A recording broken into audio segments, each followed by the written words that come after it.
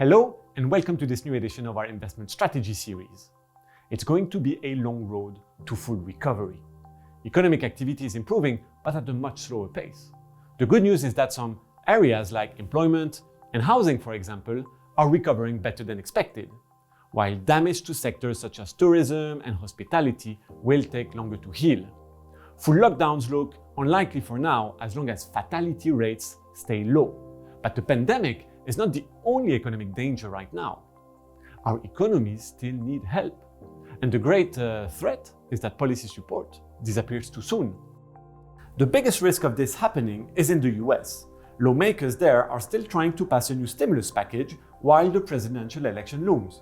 Either way, the choice for American voters, Joe Biden or Donald Trump, won't radically alter the US economic prospects because both candidates' priorities to support the recovery. Still, there are vastly different implications for a Democrat or a Republican victory on business conditions, fiscal policy, leadership of the Federal Reserve, and international trade. Clearly, domestic business conditions would be better supported under a Trump second term with further tax cuts, deregulation, and a possible change at the helm of the Fed.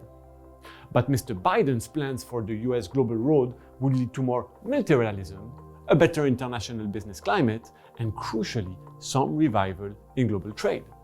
And while the political campaign heat up in the US, we're getting closer to a breakthrough in the race to develop a COVID vaccine. This is key to our outlook. So what can investors expect in the last 3 months of the year? Well, let's hear from Stéphane to find out. So far, financial markets reflect the economic reality that Samy has just described. Assets like the US tech sector, Chinese equities, or corporate bonds have all rebounded, thanks respectively to the acceleration in digitalization, China's pandemic recovery, and asset purchases by central banks. But the slower pace of growth heralds lower returns in the near term. Right now, everything hinges on COVID vaccine news, and we do expect some positive developments on this front before the end of the year. That should create opportunities in cyclical assets, starting with European stocks. This is exactly the reason why we have recently increased our allocation to Eurozone equities. The next big event that will dominate the market's attention are the US elections.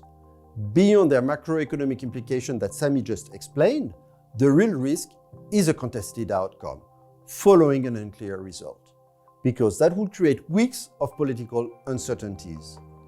This is a concern that investors are already factoring in, as evidenced by the option markets. As far as the dollar is concerned, Mr. Biden's victory would accelerate the downward trend that we have experienced over the past 4 months. As for sterling, investors should brace for more volatility until the EU Council summit in mid-October, when we expect to see a basic Brexit deal between the UK and the European Union.